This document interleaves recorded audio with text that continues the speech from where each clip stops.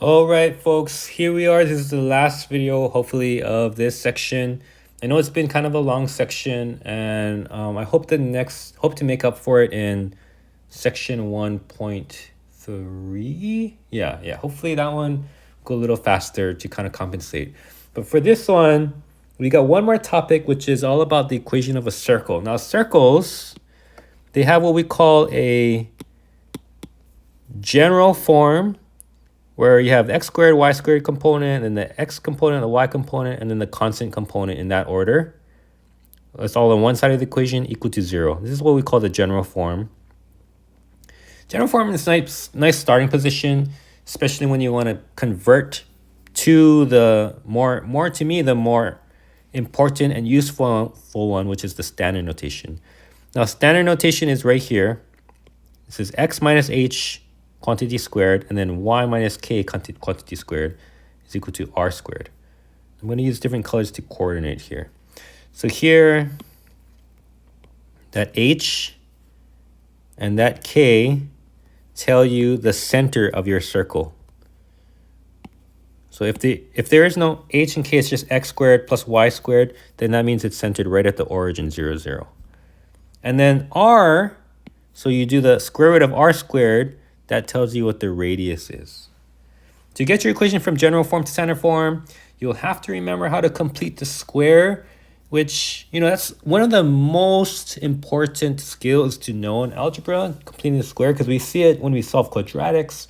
We see it when we do things like this with the circle, and there's also other places we see it to prove the quadratic formula, for instance. But yeah, so I'll show you how to complete the square through some of the example problems we see later. Now, a couple other side notes. We kind of saw one of these before, but if you have something like plus or minus the square root of r squared minus x squared, that's the formula for a semicircle, and it's a vertical semicircle centered at the origin. And similarly, if you switch the x's and y's, this will give you the equation for a horizontal semicircle. The plus or minus is here because if it's plus, if it's vertical, it's going to be on the right hand side of your y-axis.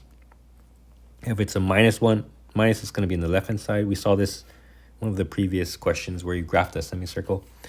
And then this one is plus. If it's plus, it's going to be on the top side. And if it's minus, it's going to be on the bottom side. Something like that. Okay, let's try the questions. So remaining questions, I know it looks like there's a lot more, but these guys right here, 19 through 22, those should go fast at least. Those are pretty easy. These ones right here, actually, I think we can tackle a bunch of these really quickly. So these, well, the first one for sure is easy. This second one is easy. So let's tackle 13 and 14 together because those are going to be fast and easy. Okay, skip past all that. Okay, so super easy. Just remember our form, right? Our form was x minus h squared plus y minus k squared is equal to r squared. So here we're just trying to figure out what is our h and k. Here, this is already in the correct form. But if you think about it, this is like x minus 0 squared plus y minus 0 squared is equal to 16, right? So that means for question number 13, this is the answer for 13. My center is 0, 0, and my radius is equal to the square root of 16, which is 4. So that's it. What was the question asking again? Let's double check. It says, determine the center radius and then sketch the graph. Okay, so let's sketch the graph next. So super easy. As I'm doing this, I'm realizing I should have just done these separately. Here's x, here's y. Center is right there at the origin, and radius is 4. So go 1, 2, 3, 4 to the right, 1, 2, 3, 4 up, 1, 2, 3, 4 left, 1, 2, 3, 4 down. Those are my 4 points of the circle, and then just try to connect them as best I can. Okay, that wasn't totally accurate, but it's close. There, something like that. Oh, that wasn't too bad. My scale is just a little off, but Okay, that's the idea. Let's do 14 now. I wonder if I can lasso this thing by itself. Oh no, this wants it as a group. Okay, let's go back and redo that. Sorry to be zooming all over the place, guys. Okay, so remember, here's our formula. X minus h squared plus y minus... Note that it's minus. So that means if I have something with a plus, then the actual center is actually... This is actually negative of negative 6, right? Think of it as x minus negative 6 squared plus y minus 0 squared is equal to 36. So that means h is equal to negative 6, k is equal to 0. So what's my center? Center is at negative 6, comma 0. And then the radius this time is 6 because square root of r is 6. So center should be negative 1, 2, 3, 4, 5, 6, comma 0. And then radius is 6. So 1, 2, 3, 4, 5, 6 to the right puts me there. 1, 2, 3, 4, 5, 6 to the left puts me there. And then 6 up and down. So I'm just estimating here. 1, 2, 3, 4, 5, 6. Around there. And then 6 up. 1, 2, 3, 4, 5, 6. And I'm for sure it's not going to be totally accurate, but that's kind of the general... Whoa! It's kind of the general picture. Not so far off. Okay, I'm just going to cheat and say that my scale is accurate and just put the points there. Okay, so that's it. But the radius here is 6, right? This is a gap of 6 in all directions. 6 in all directions. And to avoid 6, 6, 6, I have 6 4 times. All right, that's number 14. Not so bad, yeah? Okay, 15. Okay, 15. Oops. I need to lasso that thing. 15.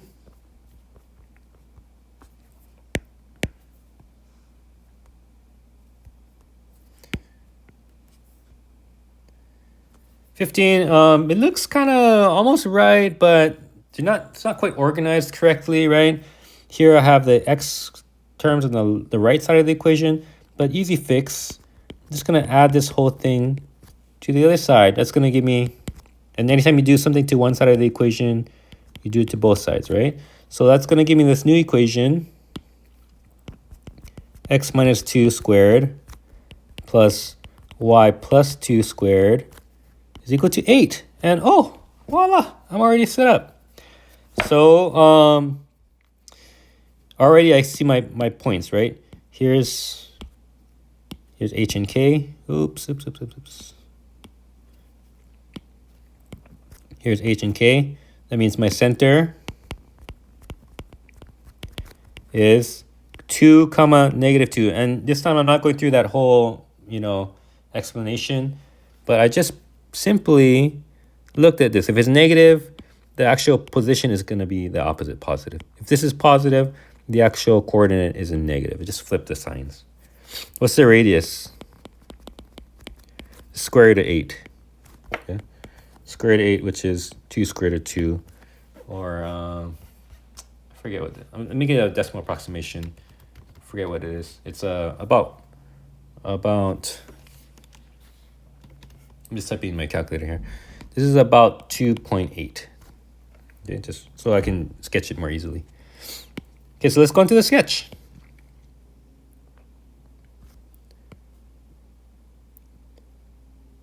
Okay, so my center is 2, negative 2. That's 1, 2, negative 1, 2, right here, right? My radius is about 2.8 or 2 root 2. So 1, 2, here's 3 from 3 up. So 2.8 up would be somewhere like this.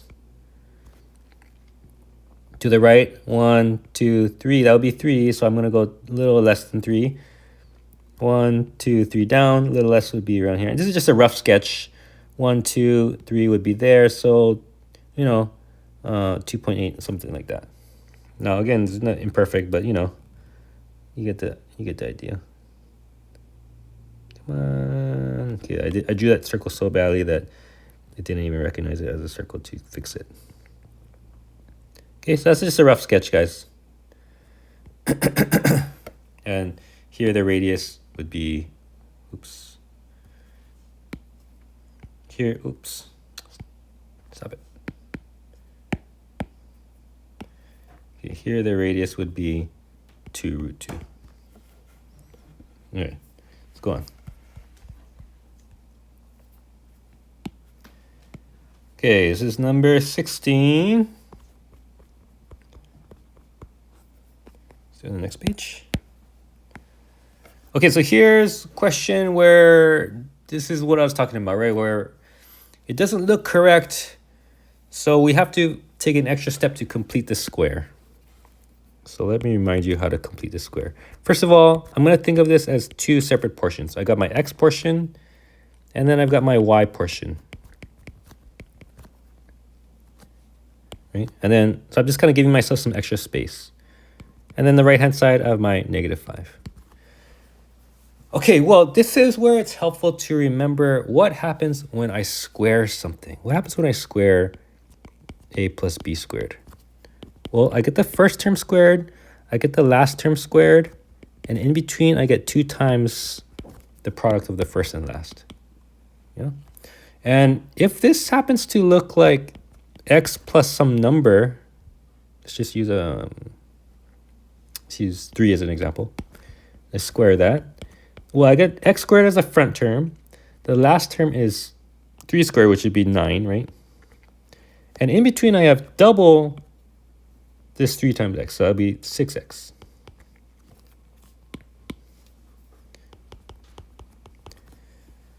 Now, what you're given here is kind of like this first portion, right? So you're just trying to figure out what should be that last number to make this all work so I can get back to this squared version, squared looking thing. So how do I do that? Well, if I look at this pattern, what happened? If I just take the 6 divided by 2 and then square it, that gives me this last thing, right? So this might sound familiar to you, where you hear this thing like b over 2 squared. That's that last term. So whatever this middle term is, half it and then square it. That's what you should add. And that's what's going to make it all work. Now let me erase all that sloppy work and just boil it down to what you really need to know. So what you really need to know is if I have something like x plus bx, and I want to figure out what should I add to convert it to a perfect square, this term right here is going to be b over 2 squared. Okay, so whatever this number is, halved it, and then square it. So in this case, this is a b of 8, right? So half of b would be 4, and then square that would be 16. Now anything I do to the left side of the equation, I have to do to the right to compensate so that it's still equal. So I'm already adding 16 to both sides. And then I'm doing the same thing for this. So in this case, if it's negative, the pattern still works though. And I'm still always adding a positive number because why? Well, if this was x minus a number, like x minus, let's do the same one, 3 squared. Well, it's x minus 6x, but the last term is still added, right? Because it's squared, so it's going to be positive regardless. So it's always adding that b over 2 squared. In this case, b was 10, so b divided by 2 would be 5 squared. I'm going to get 25. So I should add 25 to both sides. Okay, sweet, it's looking good. Now, I have what's called a perfect square on the left. This whole thing converts now to the x plus whatever the square root of this is, and that whole thing squared. Okay, plus this guy, this is going to be y, and this is the square root of whatever that was, the whole thing squared. But what goes in the middle? Well, the middle follows whatever sign that was. So if it's -10, it's going to be -5. Okay, so that's it. We just did it. And then now we just got to add these 3 numbers together. That's fortunately easy to add because -5 plus 25 is positive 20, right? So 20 plus 16 is 36. And beautiful thing is that's a perfectly square rootable number. Okay, now our thing is already in perfect form. Here's the h, here's the k, here's the r squared. So h is, remember, it's opposite sign though. H is -4, k is +5, and r is the square root of 36, or 6. So now we know the center is -4, 5, and the radius is 6. On to sketching the thing. Did it say to sketch every one of these things? Let's check the question. Oh yeah, it does. Okay. Okay. So let's sketch this thing. I drew that ugly. Let's draw it a little nicer. You know what? I'm gonna just draw this in FastKind, okay? Because I'm getting tired of drawing all these things nice. -4, 5, 1. Oh. 1, 2, 3, 4. 1, 2, 3, 4, 5. That's the center. Radius is 6. 1, 2, 3, 4, 5, 6. So over there. And -1, 2, 3, 4, 5, 6. Over here somewhere. Okay. 1, 2, 3, 4, 5, 6. Over there somewhere. 1, 2, 3, 4, 5, 6. So over there somewhere. Okay. And then you just so you just get in the way of everything. Let's move this guy to the side somewhere. Okay, and then you just connect the dots for your circle, right? It's beautiful.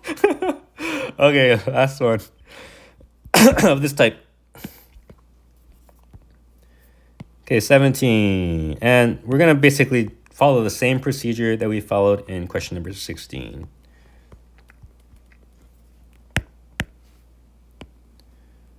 All right. So first thing I want to do is just organize things. I'm going to get my x terms together. Leave myself some space. And then get my y terms together. So plus y squared minus 2y plus something. And then on the right hand side, I got the 20 equals to 20. Okay, what should I add? Okay, this is 4. So half of 4 is 2. Squared is 4. And then make sure you just add it on both sides, right? This term is 2. Half of 2 is 1. Squared is 1. So add 1 on that side. And you see I'm going to get a 25, which is a square rootable number. Okay, so this guy boils down to x minus the square root of this squared. And then plus this guy boils down to y minus the square root of this squared. And the right hand side, 20 plus 4 plus 1 is 25. So h is 2, k is 1, r is the square root of 25, which is just 5. Oh, that was so bad, yeah? Oh, I surprised myself how fast I completed the square just now. Because I was never really good at that before. Okay, anyways, h is 2, k is 1. That means my center is 2, 1. Radius is 5. 1, 2, 3, 4, 5 to the right. 1, 2, 3, 4, 5 to the left. I know these are not accurate, but get the idea. 1, 2, 3, 4, 5 down. 1, 2, 3, 4, 5 up. Okay, and then complete the circle. We get the idea. Okay, those should have passed through the points. If it was on a graph paper, it would be accurate, but my scale is all over the place. Okay, you know, I think I'm going to actually make a new video for this last part. Yeah, just because just to break it up a little bit. And I hope you've been taking breaks in between, because it's been kind of a long video. So make sure you take some breaks. The last video should be short because this one's the easiest portion, I think.